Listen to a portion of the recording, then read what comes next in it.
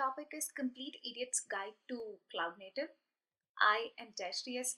I am IBM Java's classes library developer. Apart from Java, I love inventions, and as part of IBM's invention development team, I write disclosures and help inventors evaluate their disclosures. And these keep me busy while I'm not at work.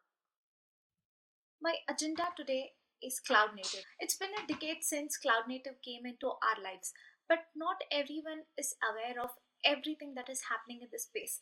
Most of the terminologies that I'll be talking today, you all would have heard about it, but my aim is to showcase them all together and to show how you can relate them to your application. So, what is cloud native?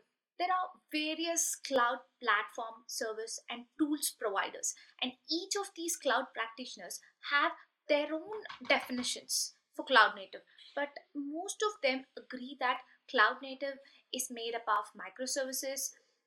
It works on the DevOps methodology, it is container aware, and it is built for the modern applications. In easy to remember terms, I would say cloud native is anything that you do on your applications on the cloud space. The universally accepted definition also says something similar, like you build and run scalable applications in modern and dynamic cloud environment. The cloud native ecosystem is growing in a very fast pace and evolving every single day. In order to bring standardization here, Cloud Native Computing Foundation was formed. It is a vendor neutral non-profit organization. Its main aim is to build a sustainable ecosystem for cloud native softwares. CNCF is made up of 550 members and ongoing, where all the world's famous cloud computing partners and software companies are part of this initiative. I belong to these two members.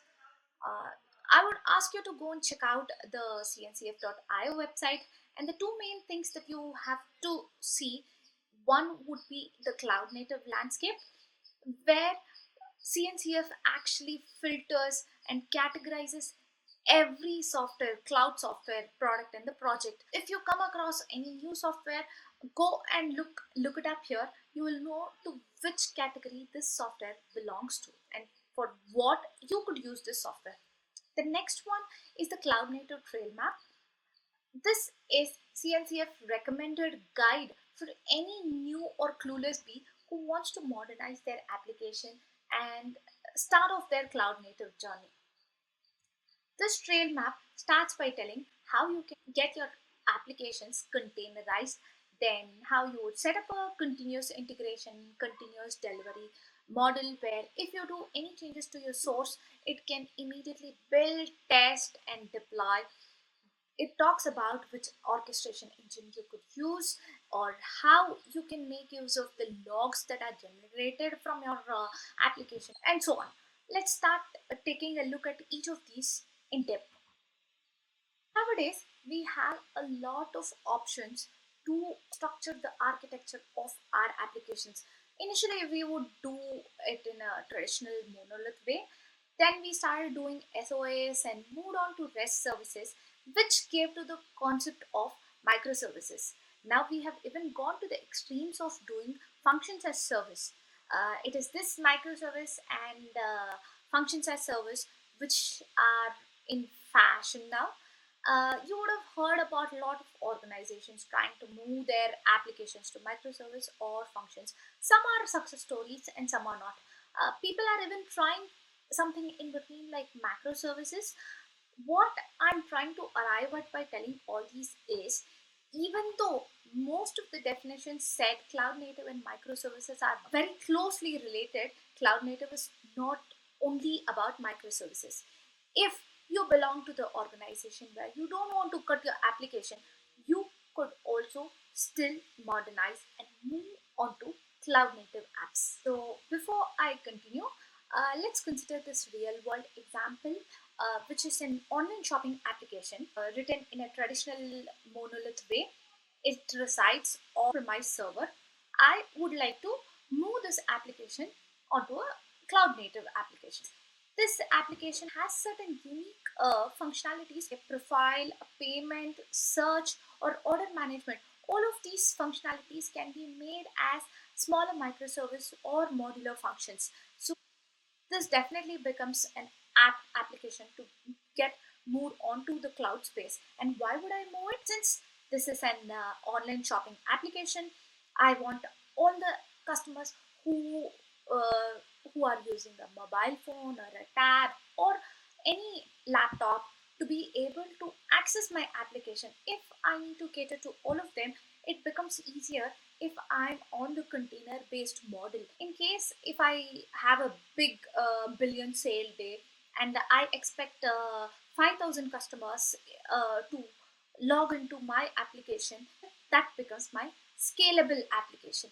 And when I don't have the sale, it's just 500 customers coming to visit my application, then I don't have to pay for all the extra resources, because I'm not paying for the complete server that I'm using, but just for the CPU and the memory my application uses. That kind of sums up all of the cloud native movement advantages. The first one in our trail map, containerization. This all started when uh, we were hearing it's working fine in my system. Devs were getting tired of solving problems, version related incompatibilities, and OS related problems. That's when containers came in, which is basically an operating system virtualization where you have the complete runtime execution in a single package, which includes your application, the dependencies, your libraries, and the configuration file to run it.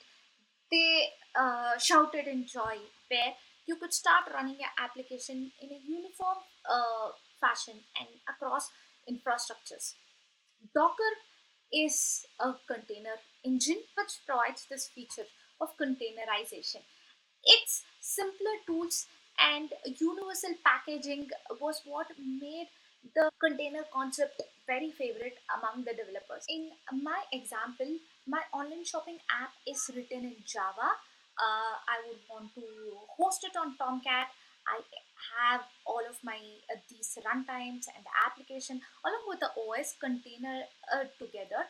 I can develop, test, and deploy this container anywhere and universal in a universal fashion. Next is the container orchestration. In larger application during production time, there'll be a need for hundreds and thousands of containers to be which will be spawned. And in order to manage all of these, we need the container orchestration engine. Its main aim is to automate the process of provisioning, managing, maintaining the scaling process of the container, and also the load balancing. There are quite a few orchestration engines like Docker Swarm from Docker, Kubernetes, Google Container Engine, and OpenShift. Among all these, Kubernetes is definitely the king. It recognizes all the container runtime engines. While I started learning about cloud native, I would always get confused between cluster node pod. So remember, there is a cluster, and cluster has multiple nodes, and each of these nodes can have more than one pods, which has multiple containers running inside. So, what is a node? Node is the smallest computing hardware. In my house, imagine I can have a desktop named as Node 1, my smartwatch is Node 2, and my laptop as Node 3. So, multiple nodes together combine to form a cluster. In Kubernetes, nodes pool all of their resources together to form a more powerful machine. And if I'm trying to deploy my online shopping application, Kubernetes will handle how the cluster finds the workloads on each of these nodes. If we remove or add a node, it intelligently knows to distribute the work accordingly. So basically, it doesn't matter to the program or programmer me where or on which machine my application is running. All I'm looking for is at to the results. In Kubernetes, containers do not run directly like in other systems. Here, Kubernetes actually adds one or more containers together in a higher structure called pod. And all the containers within the pod share the similar resources and the local network. You can consider every pod as a replication unit, which will help you in these auto scaling.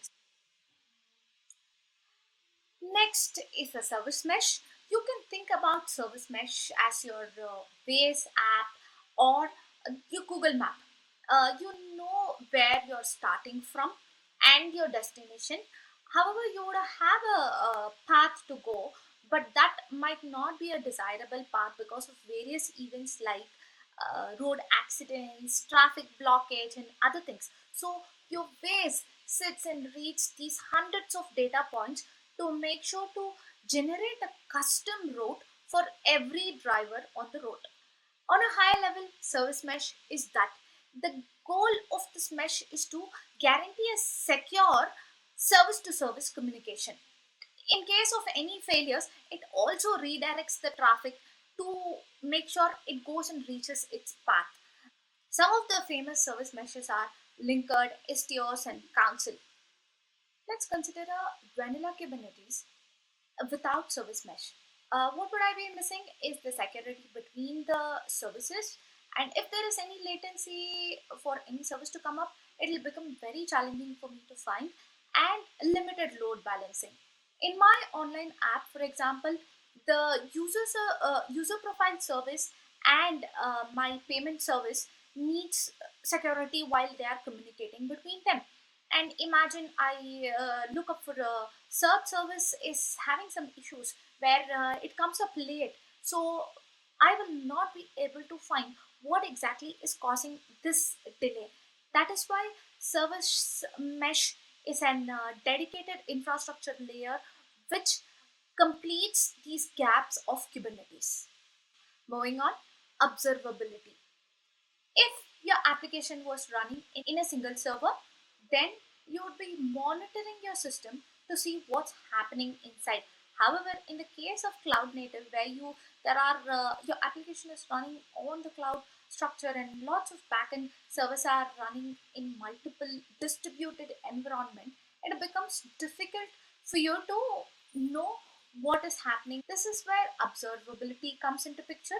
In short, it is creating a dashboard for you to see what exactly is happening with your application. The three main pillars of observability are metrics, log, and traces.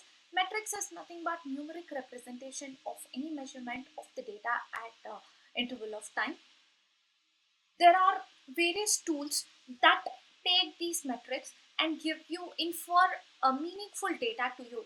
Such tools are Prometheus, Grafana, Datadog, and then comes our logs, which are very easily available or easily collectible. These are nothing but time-stamped records of event. Tools that we use are Fluented, Elastic, and Logstash. Then there is the traces. We make use of open tracing and open census framework. Also, the tools like Yager and Zipkin to start any trace of a request from its start to end. Here, you not only know the path that the request took, but also the structure of the request. So far, we were talking about the infrastructure.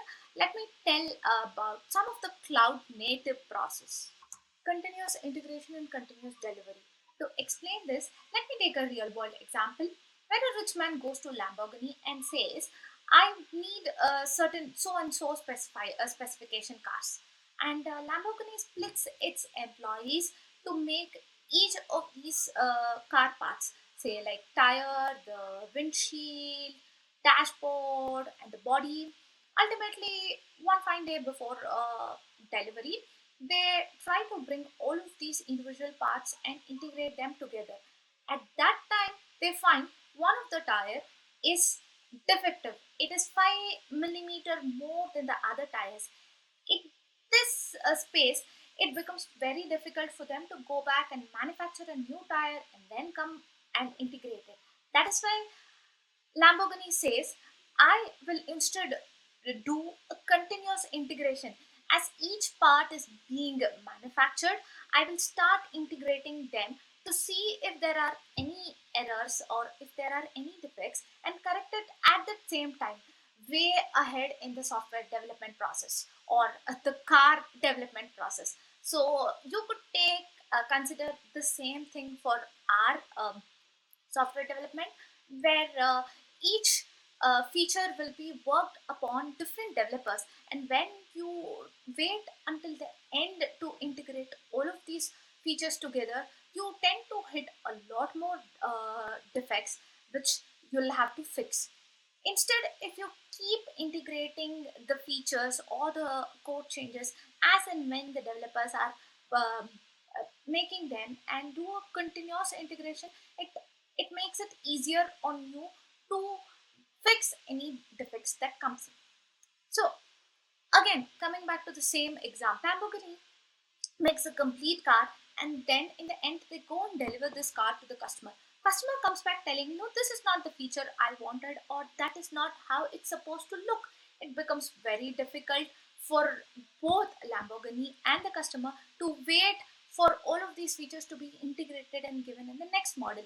Instead, if you if you take the continuous delivery model, where as and when you are building, testing your new feature, you give it to the customers, they can also work on and they'll give you any feedbacks if at all right there, which you could incorporate in your application.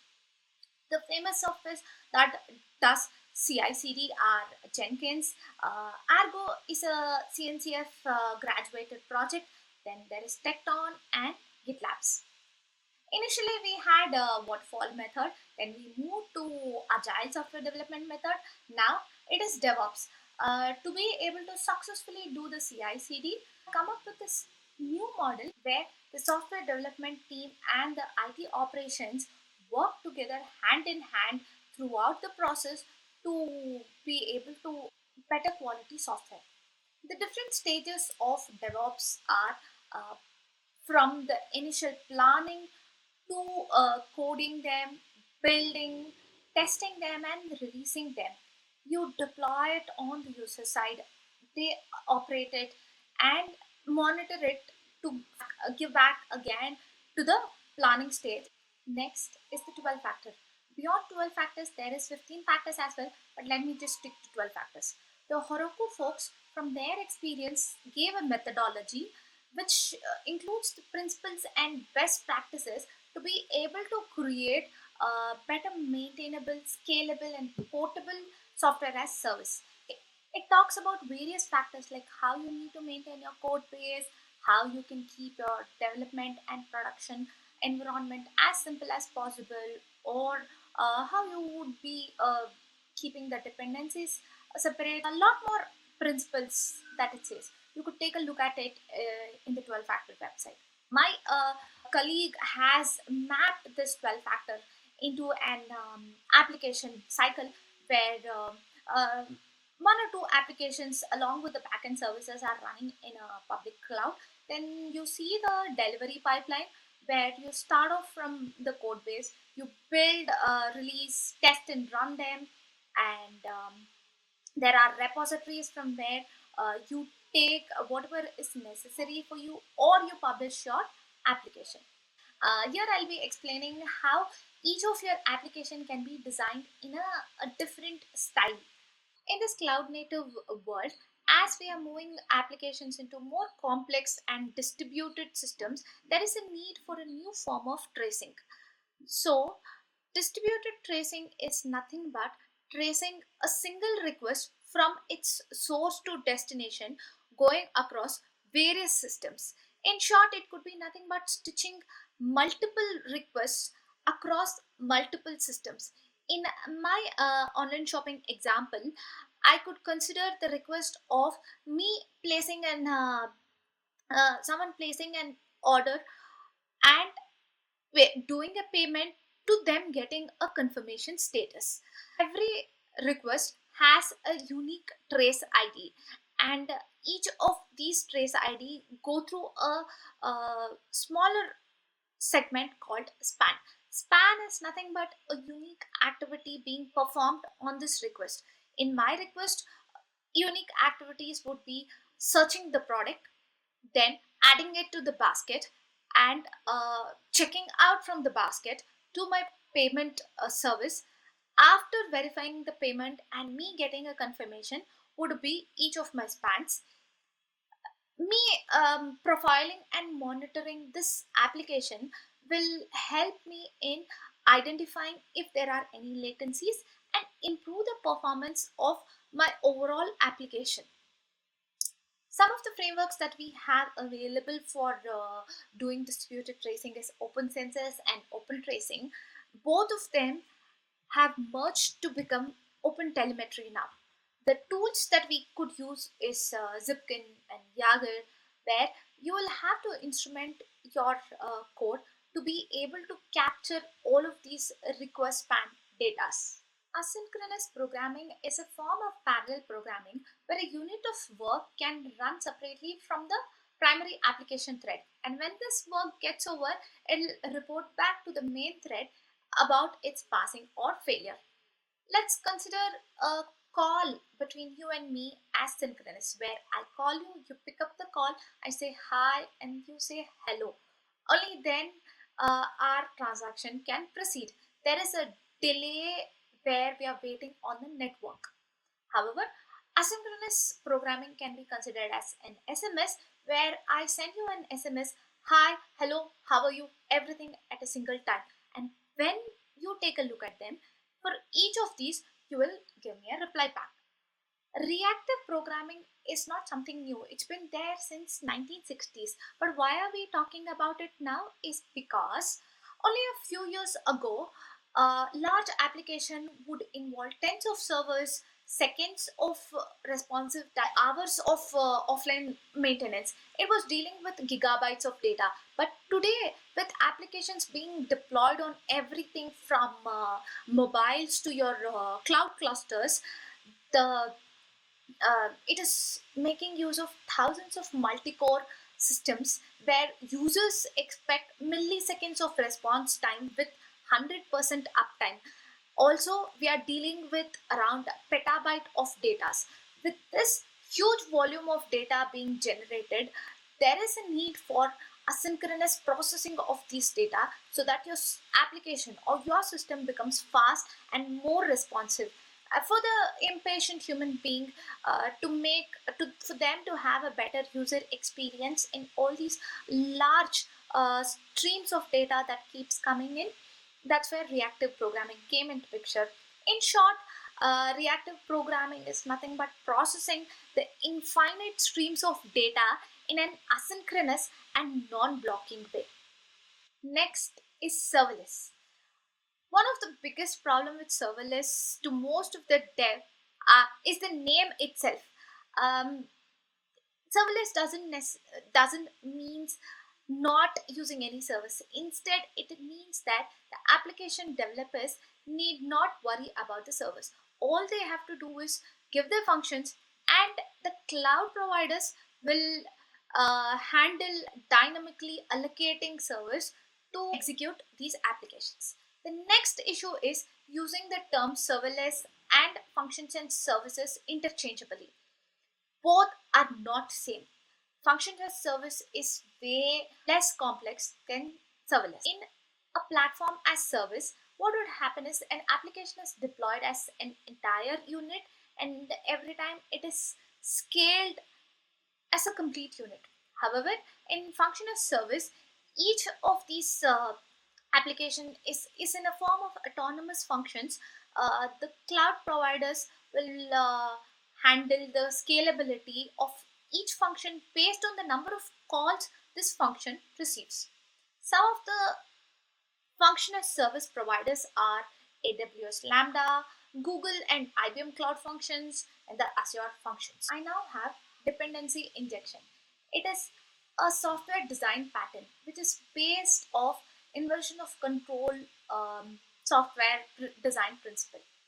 In this, creating and binding of dependent objects happens outside the class, and then to the class these objects are provided via various methods like constructor injection or setter injection or method injection. Any framework which wants to implement the inversion of control principle will have an IOC container in itself, and it is this container which does the assembly or injects the object to the class that requires.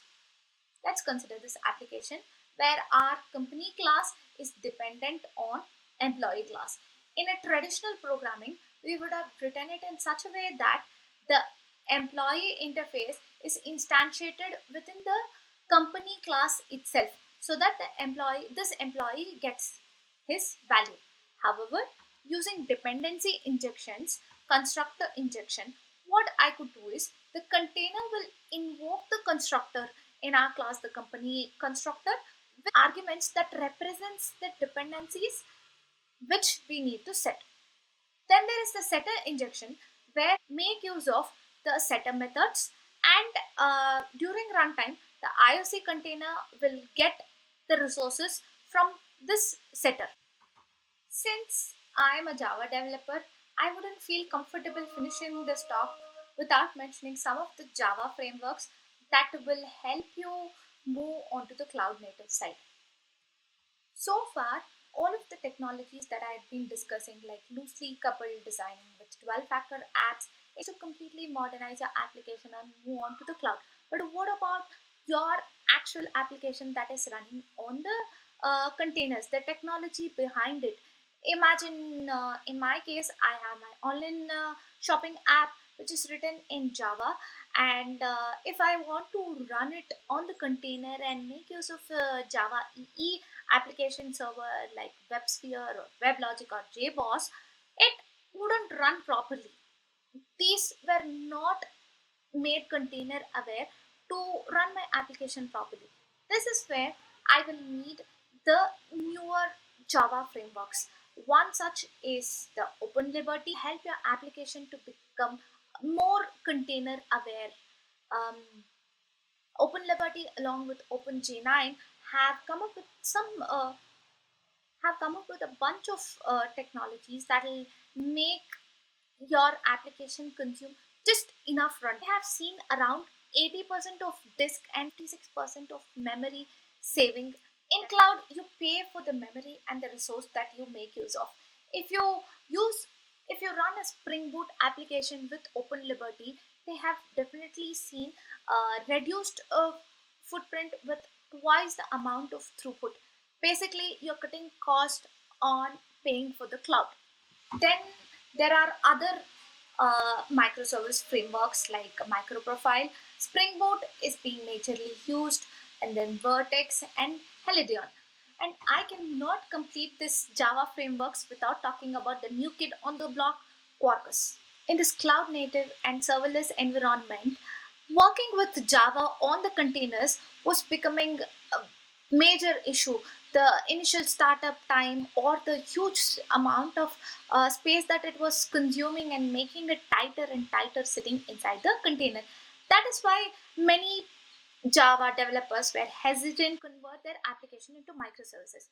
Quarkus solved that problem by making Java subatomic, 10x times smaller, and supersonic, 100x time faster. How is Quarkus different from Open Liberty?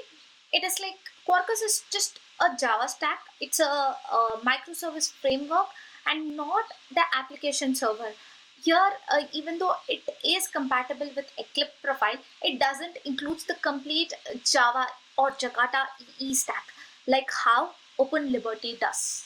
Those were all the terminologies that I wish to discuss today to give more clarity as to where each of them sit. In conclusion, I would say cloud native is a journey and it is here to stay. Start your application's modernization, but remember your organization's needs come first and you do not follow any fashion that is in trend.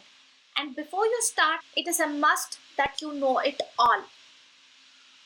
Because I said you should know it all, there is a small slide about what IBM Office. If you are an application who wants to just lift and shift to cloud, or if you want to modernize some for the cloud native side, or even build a new microservice, IBM has certain offerings for you to take a look at. With that, I conclude. Thank you for listening to my talk.